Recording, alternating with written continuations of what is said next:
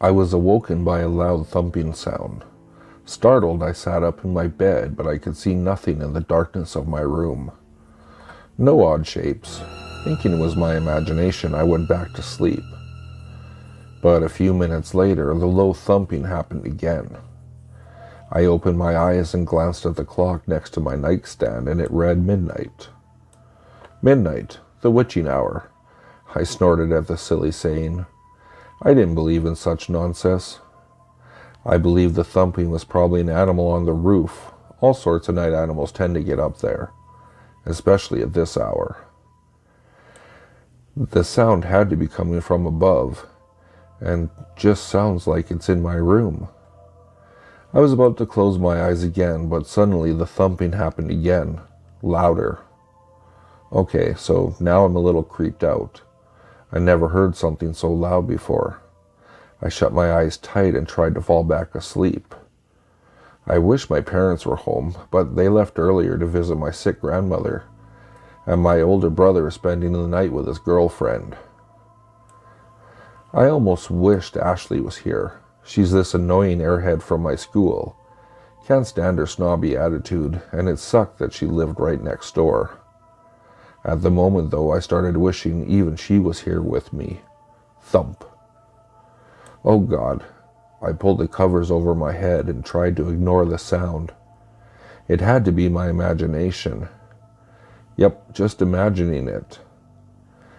I shouldn't have read so many creepypasta stories before falling asleep. Creepy stories from this site always give me nightmares. An hour passed. No more thumping. Good. Starting to feel sleepy again.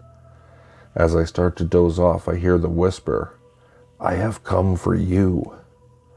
My eyes shot open. I will feast on your soft flesh. I started to cry. That voice was real. There was something in the room with me.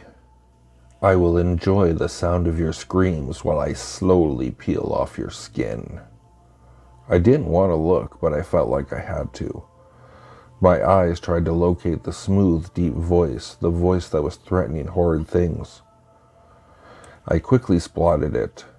He was at the foot of my bed. Even in the darkness, I could see how tall he was, and very pale.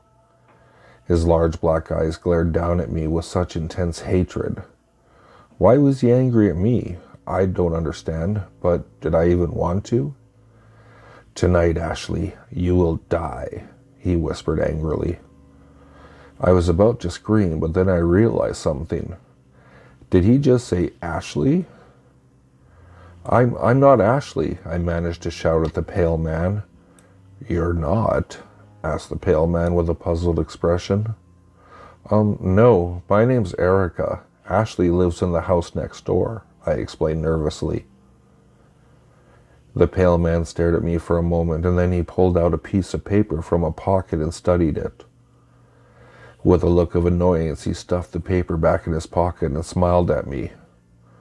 Oh God, his smile. His mouth was too wide, and his teeth were sharp, maybe even razor sharp.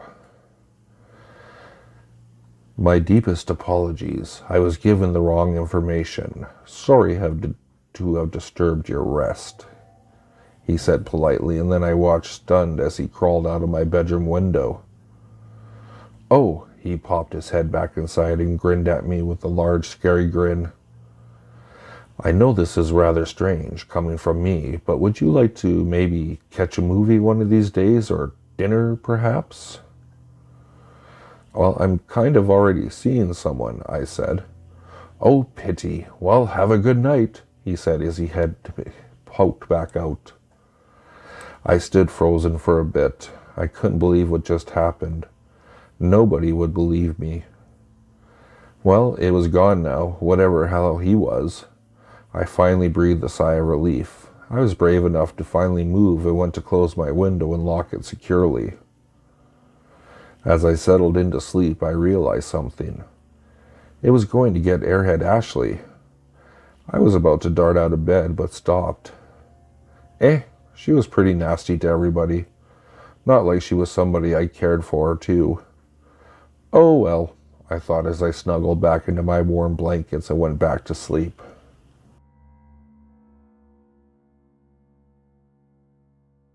He sat on the porch swing on one of those bright blue and white winter mornings, sipping his first cup of coffee of the day when he noticed the lump. It was pea-sized and just inside his right wrist, raised a little bit above the skin and slightly red. He poked at it, felt the fluid inside shift a bit, and then the skin became shiny with tension. He thought he could feel something hard inside, a little note of flat firmness underneath the flesh. Bone, he thought, unalarmed, or cartilage. He sipped his coffee and looked out over the crystalline white yard. Breath steaming, evergreens peeking through where snow had fallen off the branches. He accidentally scratched at the lump. He dug deeper with his fingernail. He could feel the outline of the object inside the lump. It seemed to recoil deeper into his arm at his probing. It had a sharp but smooth ridge and was about a 1/4 inch long. Alarm woke in him, distant at first, then closing as he continued to feel the lump and explore it. The lump was familiar and alien at the same time, but not to him. He pressed harder and felt a slight pop as the fluid released and trickled down his forearm. As he did, he noticed a new lump arise just inside his left wrist, a smaller one beside it. The object now rose from the original lump like an undersea volcano, white and streaked with red, sharp and hard. A tooth, a canine tooth, in my arm. As the oddness of this registered, new lumps arose around his thighs, shoulder, and feet. He tried to shake the first tooth out of his arm, panic taking hold and whispering in his ear like a lover. But all he succeeded in doing was splattering blood all out over the pristine white yard, each droplet sinking in as it lost its warmth to the snow. Lumps erupted and swirled on his scalp and on his genitals. Teeth, legion in number, erupted from those newly formed lumps, sprouting up, moving centrally to line up, his navel at the center. His navel tore open, the lines radiating out to form a mouth in the middle of his abdomen. The pain was like fire, the sensation of tearing muscle, skin, and sinew, unbearable. He nearly swooned. He felt himself bent into an angle, his head forced into the mouth at the midsection by the draw of this new opening. He felt the bones of his spine crack, realign, and break as he doubled over. In up to his shoulders, further, he curled in. A thick slurping sound emanated from the mouth at his center. Tighter and tighter he went until his feet disappeared into the mouth. Like a reverse Cheshire cat, the mouth folded in on itself, emitting a final breath of graveyard air into the chilly morning. Then it, too, was gone.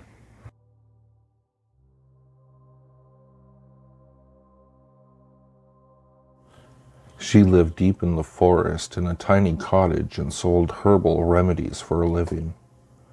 Folks living in the town nearby called her Bloody Mary and said she was a witch. None dared cross the old crone for fear that their cows would go dry, their food stores rot away before winter, their children take sick of fever, or any number of terrible things that an angry witch could do to her neighbors. Then the little girls in the village began to disappear, one by one. No one could find out where they had gone. Grief-stricken families searched the woods, the local buildings, and all the houses and barns, but there was no sign of the missing girls. A few brave souls even went to Bloody Mary's home in the woods to see if the witch had taken the girls, but she denied any knowledge of their disappearances.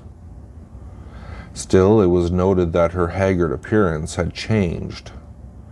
She looked younger, more attractive.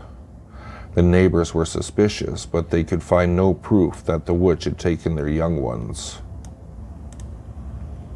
Then came the night where the daughter of the miller rose from her bunk bed and walked outside, following an enchanted sound no one else could hear.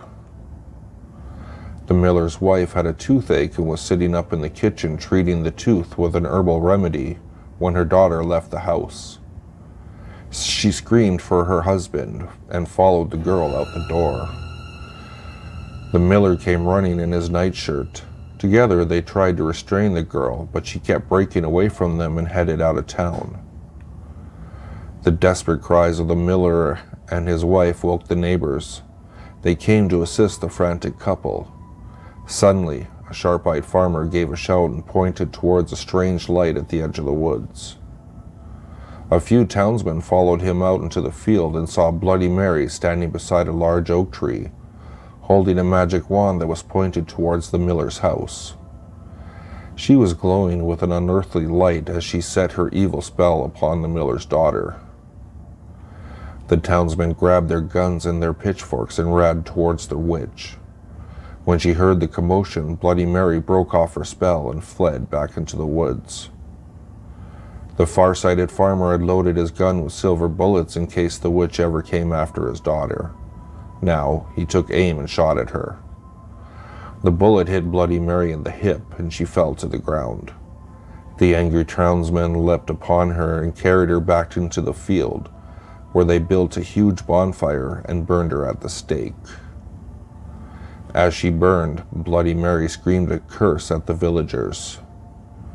If anyone mentioned her name aloud before a mirror, she would send her spirit to revenge herself upon them for her terrible death.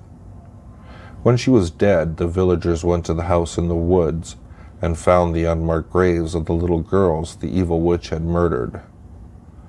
She had used their blood to make herself young again.